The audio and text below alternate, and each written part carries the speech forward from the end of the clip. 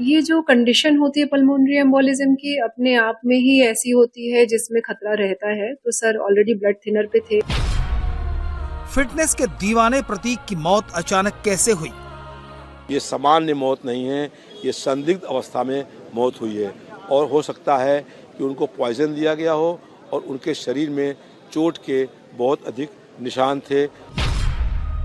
प्रतीक के शरीर पर कैसे लगे चोट की 38 साल की उम्र में मौत हो गई। सबसे पहले प्रतीक यादव की पोस्टमार्टम रिपोर्ट पर नजर डालिए। ये postmortem king George medical university के 3 डॉक्टरों की टीम ने किया। पोस्टमार्टम रिपोर्ट में लिखा है कि मृत्यु का मुख्य कारण फेफड़े में खून का बड़ा धक्का फंस जाने से हृदय और श्वसन प्रणाली अचानक फेल हो गई। सरल भाषा में समझिए, खून का थक्का फंस जाने से कार्डियक अरेस्ट आ गया। पोस्टमार्टम रिपोर्ट में प्रतीक के शरीर में कुल 6 चोटों के निशान का जिक्र है। छाती पर चोट, दाहिने हाथ, कोहनी और कलाई पर चोटें। चोटों में गहरी सूजन, नीला पड़ना और त्वचा के नीचे खून का जमना पाया गया है। रिपोर्ट के मुताबिक 3 चोटें 5 से 7 दिन पुरानी हैं, जबकि 3 चोटों के निशान करीब 24 घंटे पुराने हैं। हालांकि खून के थक्कों को आगे की जांच के लिए सुरक्षित रखा गया है। केमिकल एनालिसिस के लिए विसरस सैंपल भी सुरक्षित रखा गया है।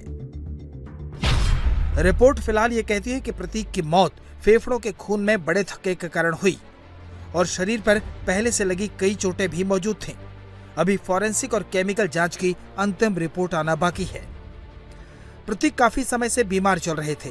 शरीर में खून के थक्के बनने की आशंका बनी हुई थी। उनका इलाज कर रही डॉक्टर रुचिता शर्मा इसकी पुष्टि कर रही है। वो हमारे पुराने पेशेंट थे। मैं उनको पहले से ब्लड प्रेशर, हाइपरटेंशन और डीवीटी के लिए देखती थी। अभी कुछ दिन पहले उनका यहाँ पे एडमिशन हुआ था, जिसमें उनको पल्मोनरी एम्बोलिज्म हो गया था। इसमें ब्लड का क्लॉट जो है धमनियों में जाके जमा हो जाता है लंग्स की। उसकी वजह से उनके हार्ट पे असर आया था। तो कुछ दिन पहले यहाँ पे सांस फूलने की संबंधी प्रॉब्लम से आए थे और पल्मोनरी एम्बोलिज्म उनका डायग्नोसिस हुआ। ये जो कंडीशन होती है पल्मोनरी एम्बोलिज्म की अपने आप में ही ऐसी होती है जिसमें खतरा रहता है। तो सर ऑलरेडी ब्लड थिनर पे थे और उनको पता था कि उनको ये प्रॉब्लम है और बीपी की दवाइयाँ रेगुलर लेते थे। बहुत ही अच्छे पेशेंट थे और समय समय पे मेडिसिन भी करते थे। लेकिन अभी क्या हुआ इसके बारे में तो नहीं कह सकते, लेकिन डिफिकल्ट था उस समय ये बात समझ। प्रतीक बीमार थे लेकिन दवाइयां टाइम पर ले रहे थे। अपनी बीमारी को लेकर अलर्ट थे। फिर आखिरी 24 घंटे में आखिर ऐसा क्या हुआ कि स्थिति इतनी बिगड़ गई? अभी तक जो जानकारी सामने आई है उसके मुताबिक रात में प्रतीक यादव अपने कमरे में थे। उनके हाथ से पानी का ग्लास छूट गया, जिसकी आवाज सुनकर अटेंडेंट आया।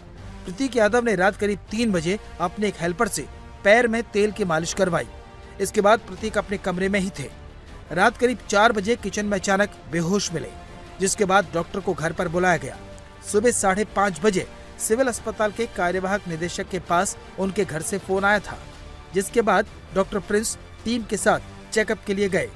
तब प्रतीक के शरीर में कोई हरकत नहीं थी। सुबह 5:55 पर प्रतीक यादव को अस्पताल ले जाया गया। 6 बजे तक जांच के बाद डॉक्टरों ने मृत घोषित कर दिया। मृत अवस्था में 5:55 पे सवेरे ले आए गए। पुलिस को सूचना दी गई। पुलिस आई, पुलिस ने बॉडी को लेके उसका पंचनामा करवा के पोस्टमार्टम के लिए भेज दिया।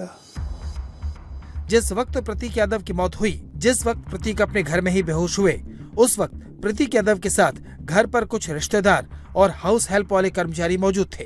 अपर्णा यादव के भाई ही प्रतीक को अस्पताल में एडमिट करवाने के लिए ले गए थे। जैसे ही प्रतीक यादव की मौत की खबर अपर्णा को पता चली, वह असम से पहली फ्लाइट से पहुंची। कुछ करीबियों का कहना है कि रात को भी अपर्णा प्रतीक के बारे में जानकारी लेती रही। प्रतीक जिंदा दिल इंसान थे, जिम करते थे, प्लेन उड़ाते थे। घर परिवार का ऐसा कोई प्रोग्राम नहीं होता था जहां प्रतीक सपरिवार मौजूद न रहते हों। लेकिन उतार चढ़ाव उनके जीवन में भी थे।